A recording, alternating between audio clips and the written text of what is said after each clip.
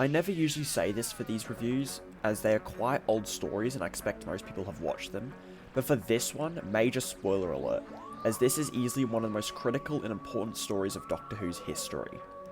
Earthshock is one of those stories that most people recommend to new viewers to the classic show, and I see why, as this is a story that is so era-defining, it is hard not to recommend for new viewers of the 5th Doctor. This story also got updated special effects, and I will cover them when they show up. Anyway, this story aired in 4 parts, from the 8th of March 1982 to the 16th of March 1982. It was written by Eric Saward, directed by Peter Grimwade, produced by JNT, and the script editor was Anthony Root, with Eric Saward also having an uncredited role of script editing the serial. So, jumping in, we start in a quarry, set in 2526. We soon meet Professor Kyle, whose research team of paleontologists and geologists have recently been investigating the caves for dinosaur fossils. But the other 7 members of her research team have disappeared.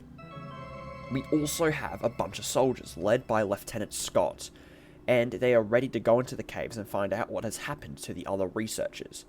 Before going inside, 2 troopers, being Walters and Snyder, are looking after this tracking equipment, using the electrical activity of the human bodies to track everyone inside. Now, the first chunk of the story is dedicated to introducing the audience to all of this, as eventually the equipment starts to flare up, as we see these 2 androids in the cave as well. So, we cut to the TARDIS, where an unknown amount of time has passed between this and Black Orchid. But since the Doctor is literally just finished up on the titular book, I can assume some adventures has happened between these serials. But he enters Adric's room where he recommends the book to him, but Adric is not in the mood, as he feels like he is being mistreated and that he is being teased by the others too much. Also, he mentions how the Doctor rarely spends time with him, and that Tegan and Nissa's problems are in the forefront. So, Adric does this daring request of wanting the Doctor to return him to his own people in E-space, which begins an argument. No, Adric, I will not do it! You've done it before! The TARDIS is not designed for E-space, Nissa, tell him! Tell him what? He wants to go home! To Alzarius? No to Pterodon. And that would involve the TARDIS going back into E-space. The Doctor's right. It would be very dangerous. I could plot a course. How do you calculate negative coordinates? I have a mathematical skill. It would also involve passing through the CVE. Now, you can't calculate random coordinates. The monitor on Logopolis indicated they were not random. You do not have the monitor skill, Adric. And even if you did, I am not going back into E-space. Then I will find someone who will take me. Now, this is something I unironically love about this opening. This argument between the 2 just is the perfect way to have all the companions interact with each other. And I love the drama as this TARDIS team feels more like a family than the other TARDIS teams. So, cutting back to the people in the caves, a strange noise can be heard, and eventually one of the troopers, called Bane, falls over and injures herself, where another trooper called Collins goes with her back to the surface as the Wounded Party. Also, Professor Kyle confirms she has heard the same sounds before, right before her research group was attacked. The next couple of scenes cut back and forth between the soldiers and the TARDIS crew, so I'll try to be brief. So, the TARDIS materializes in the caves, where the Doctor goes outside with Tegan to cool off. Before Nissa goes outside, she tells Adric to calculate the destination to E-space to help convince the Doctor to take the journey back. Back to the soldiers, Walters confirms that 3 new life forms have shown up on the scanner, one of them being alien, as those 3 are the Doctor, Tegan and Nissa. Also, Snyder decides to go down and help the Wounded Party to the top, leaving Walters outside. For the next couple of scenes, we see the Doctor, Nissa, and Tegan discover this dinosaur fossil in the wall, as the Doctor starts to explain their life to them, mainly how they were the most successful race on Earth until a supposed meteor destroyed them. He also mentions how he always wanted to go back in time to see what actually killed the dinosaurs. Obviously, those who have seen the serial know how much this dialogue exchange foreshadows the ending. So, as Snyder makes her way closer to the Wounded Party, she can't seem to find them, and it doesn't help that the tracker is still flaring up. Eventually, she hears screams and runs off, despite Walter's warnings that they have been killed. and she becomes unresponsive. Then we see this morbid shot of the two androids looking over the melted remains of Snyder. Then Lieutenant Scott sends Sergeant Mitchell, Carter and Bailey to see what happened to the now missing wounded party. And eventually we see them get murdered by the androids when they approach their location. I will say I really enjoyed this unknown killer aspect of the first episode, with the soldiers being killed one by the androids. Really shows what the danger is lying ahead, as well as how dangerous the situation it will be when the Doctor gets involved. Speaking of which, the TARDIS team, minus Adric, starts exploring ahead, where they're ambushed by the soldiers. Scott begins to interrogate the Doctor, blaming him on the murders, and asking where the other 7 bodies of the researchers are. While looking for the bodies, they come across this strange metal box in the rockfall, and Professor Kyle finds the clothes of her assistant, Dr. Khan. The box is then revealed to be a hatch, and Scott orders the Doctor to open it, but they're attacked by the androids, shooting laser beams at them. Also, Adric is picking up strange readings in the TARDIS as well. This little skirmish between the soldiers and the androids is greatly improved on in the special edition, upgrading the boring lines that were lasers to the more energy-looking effect. So anyway, it is clear to Scott that the Doctor is not with the androids, and that he is innocent because they are not hesitating to attack him, minus this upcoming scene. Speaking of that scene, this is the iconic Episode 1 cliffhanger.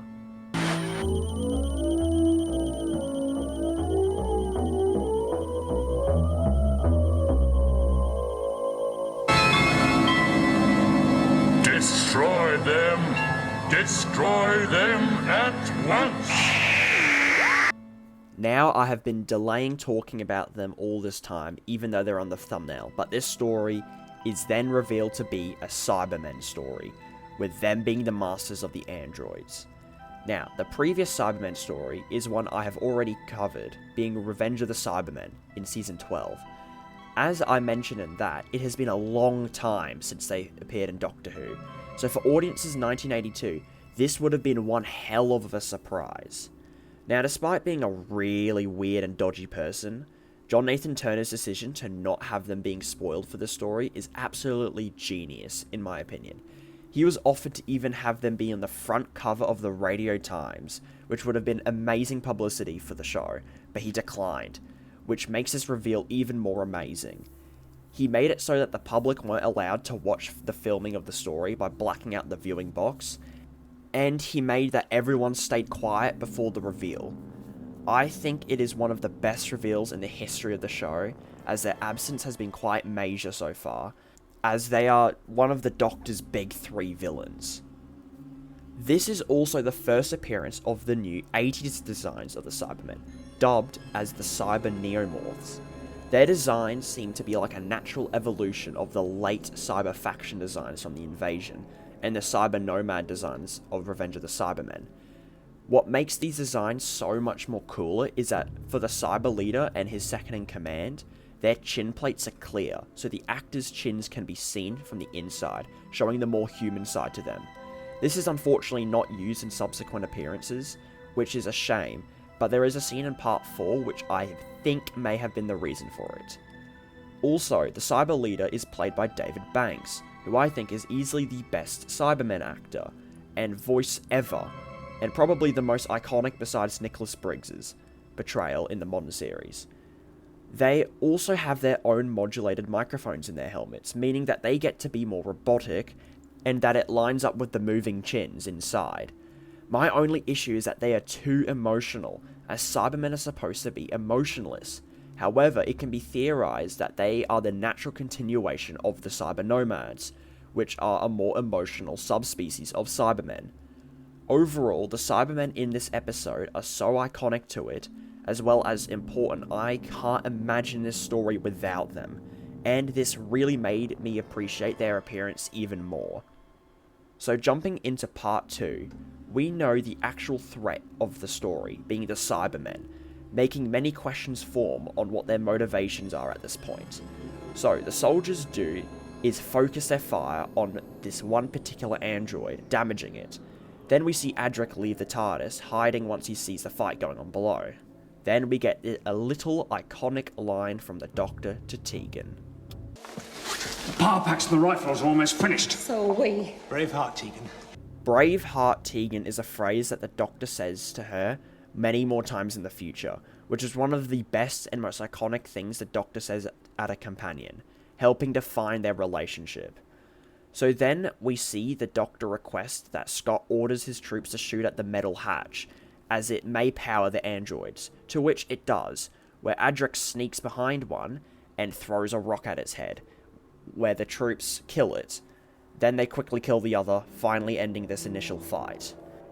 The Cybermen then respond to this attack, by activating this device, and the Doctor eventually finds it in the metal hatch, which is a bomb. Now this bomb, apparently, is strong enough to destroy the human race.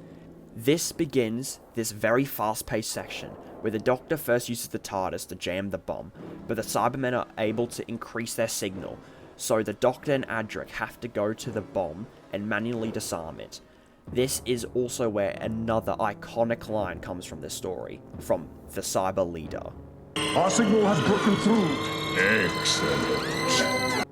In my Revenge of the Cybermen video, I pointed out the very first use of excellent as a catchphrase for the Cybermen, but this is the first time it is said by David Banks, where he continues to say it 12 more times, I think, in this story alone. Yes, it does show that these Cybermen have emotions, but it doesn't stop their threat from our protagonists. Unfortunately for the Cybermen, the Doctor and Adric are able to defuse the bomb in time, stopping the Cybermen's bomb. However, Adric is also confused why didn't the enemy detonate the bomb earlier, because Kyle's team have been down there for 4 weeks already. The Doctor follows up by asking why a bomb and not a missile, and why these particular caves. Unfortunately, only the former gets answered, as we never know why these caves for some reason. But for the bomb question, it is revealed the Earth is on red alert, but I'll get to that very shortly. So the Cybermen look back at the footage from the androids, where they see the TARDIS in the background, and this leads to the Cyber Leader eventually realizing the Doctor stopped them once again. So the leader goes through some archival footage of the first, second, and fourth Doctors, explaining how each of them defeated them in the past. Obviously, the third Doctor's not there, as he never fought the Cybermen on screen. And then we see small clips from the 10th Planet, The Wheel in Space, and Revenge of the Cybermen. And there is a couple of things I'd like to say about this. Obviously, this is one of the first uses of archival footage in the show, with the only other I can think of being the 4th Doctor's regeneration. Also, a clip from The Wheel in Space was used, but the Cyber Leader talked about the ice tombs of Telos from the Tomb of the Cybermen. The reason being was that that serial was lost at the time, with no surviving footage, and it hadn't been returned to the BBC archives until 1992, over 8 years after the story came out.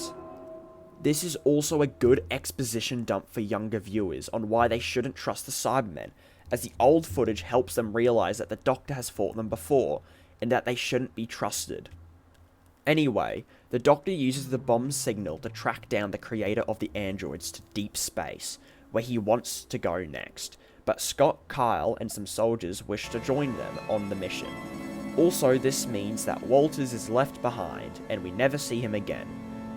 As they travel, the Doctor goes to the side with Adric, apologising for yelling at him early in the story, as he reads Adric's calculations on going back to E-Space, where he is surprised on how they can work.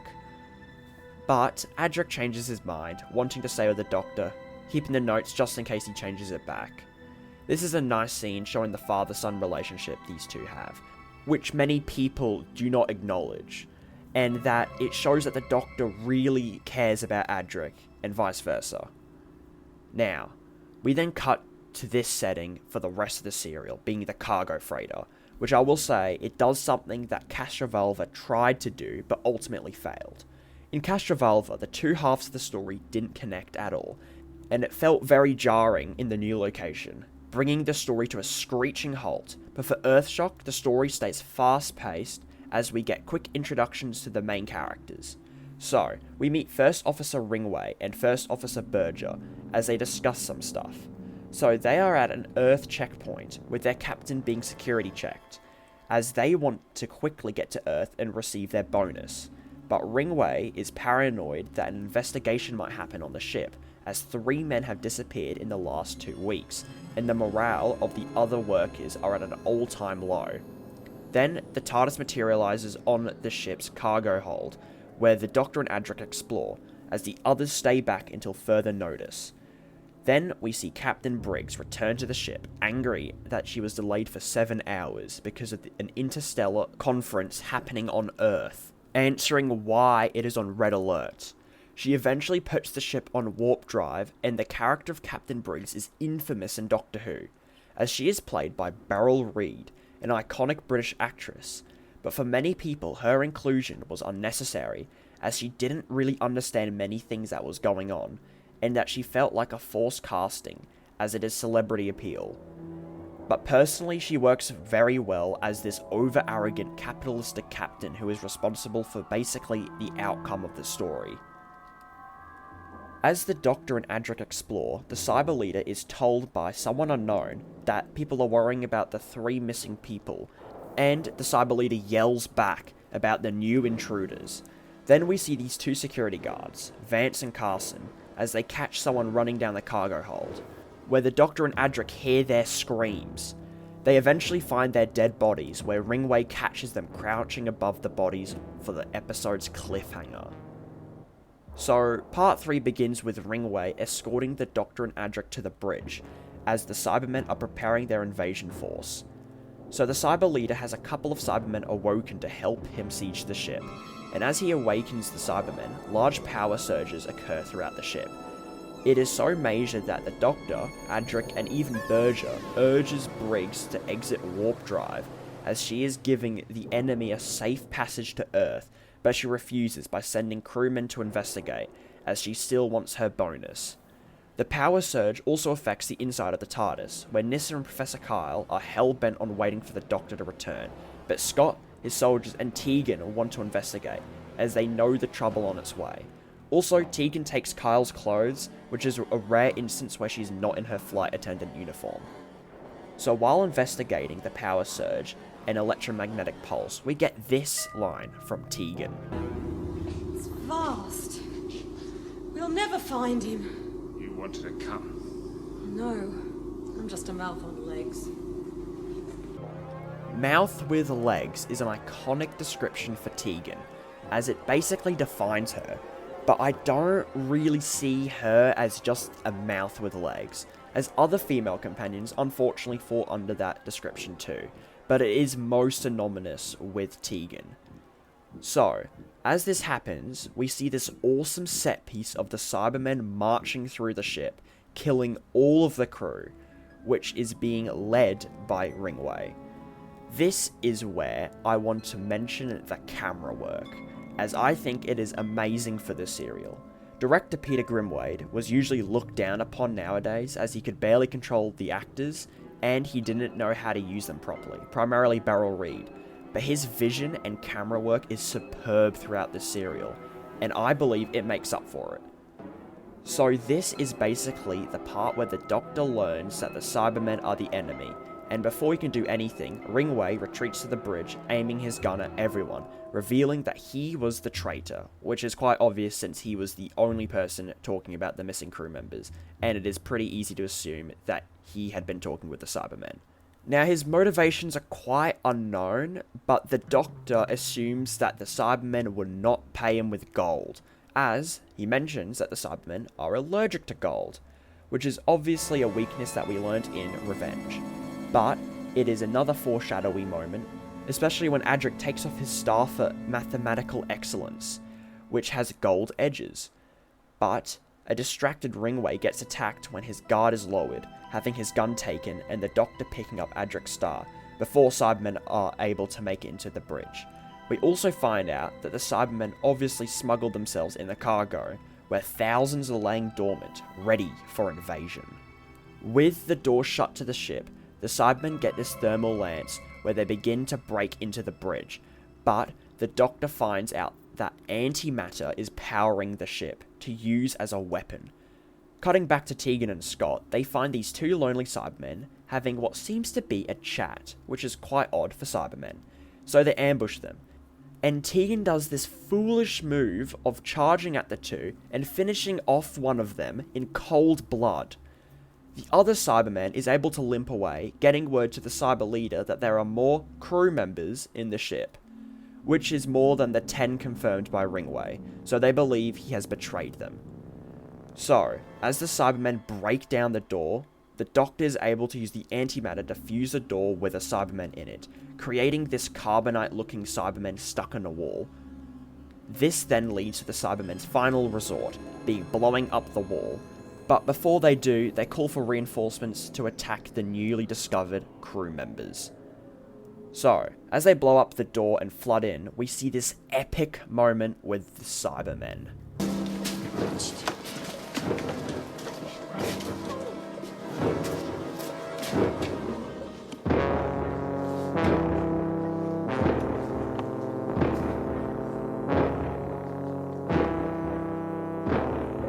So, we meet again, Doctor.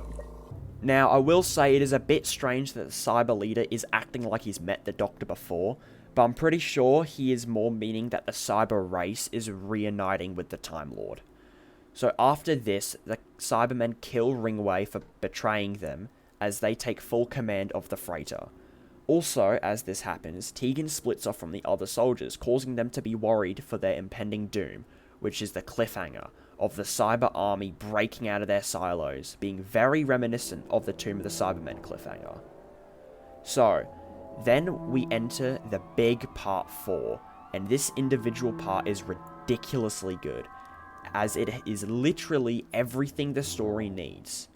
So, the first thing is that we see the Cybermen take the navigational control of the ship, making sure that no one can change course by implementing their own technology to it.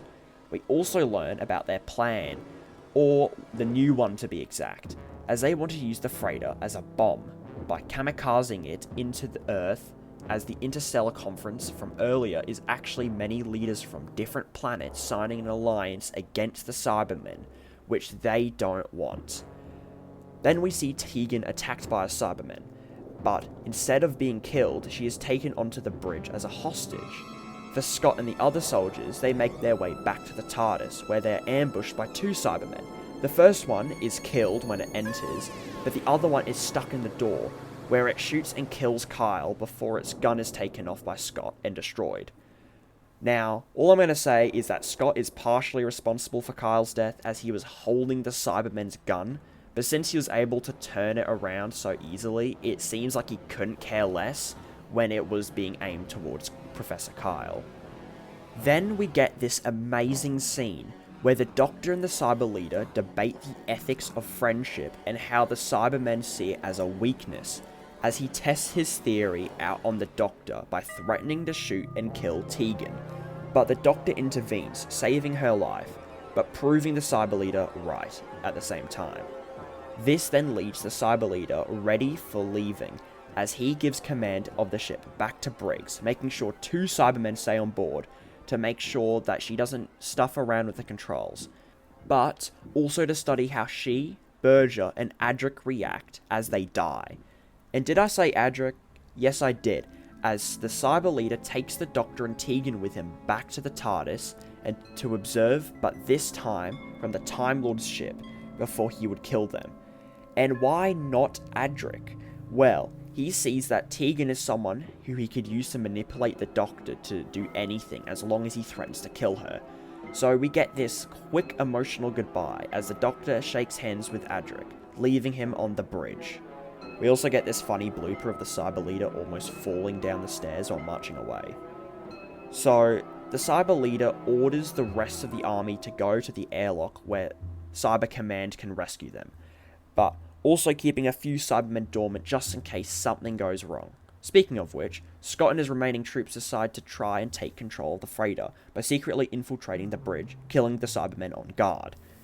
The Cyber Leader and one other guard enters the TARDIS, and all I'm going to say is that having this many Cybermen infiltrate the TARDIS is really cool, and is something so rare to see, especially for the classic show. So the Cyber Leader orders the Doctor to follow the freighter from the outside, watching it as it reaches its impending doom. So while this happens, more Cybermen awaken, which leads Scott and the remaining soldiers to defend the bridge, as Adric, Berger and Briggs try to override the Cybermen's computers placed on the navigation, which can only be overridden by answering 3 logic codes correctly. However, while muddling with the navigational controls and answering one of the codes, the freighter suddenly time warps, where the TARDIS follows. Now, this has always been a bit confusing, as it isn't really explained how the freighter did this, but I think that the Cybermen computer, the antimatter, and the navigational controls all together somehow made it to be able to time warp. The Cyber Leader then orders the Doctor to return to the ship, but he physically can't, as the freighter is constantly fading in and out of time, making it impossible to materialize in. But luckily, Scott and now one surviving soldier is able to kill the rest of the Cybermen, as the second code is being entered. But little did they know, one of the Cybermen is still alive, crawling up the stairs, ready for the climax of the story. So, the freighter exits warp drive, slowly approaching Earth, as everyone goes into this escape pod inside of the bridge, where they have to physically drag Adric into it, as he wants to solve the final code and save Earth. But, as the doors close, he quickly slips through, ready to punch in the final code. The Doctor then confirms that the freighter has finished going back in time, being 65 million years in the past, where if the freighter and the antimatter inside collided with Earth, it would cause a massive explosion. This angers the Cyber Leader, where the Doctor and Tegan are able to attack the Cyber Leader as the Doctor crumbles Adric's gold star into his chess piece. In this shot, you can see David Banks' microphone battery fall onto his clear chin, which is probably why the Cyber Neomorphs never had clear chins again. Then after this, he thrashes around, where the Doctor grabs his gun and shoots the Cyber Leader at point blank range, finally killing this amazing villain. Also, one more thing, I've been calling the Cyber Leader a he, even though it is probably more an it at this point, but it's too late now. Anyway, we see Adric tapping away. The barely living Cyberman reveals itself and shoots the controls before it suddenly dies, making Adric stuck, not being able to do anything now, and never knowing if he was right. The Doctor tries to get the TARDIS to materialize, but it isn't working, and it doesn't help that the other Cyberman finally shows up again, where Nyssa finally gets to do something by shooting it. But nothing works, and Adric holds his brother Varsha's belt as he prepares for the inevitable. Look! Adric!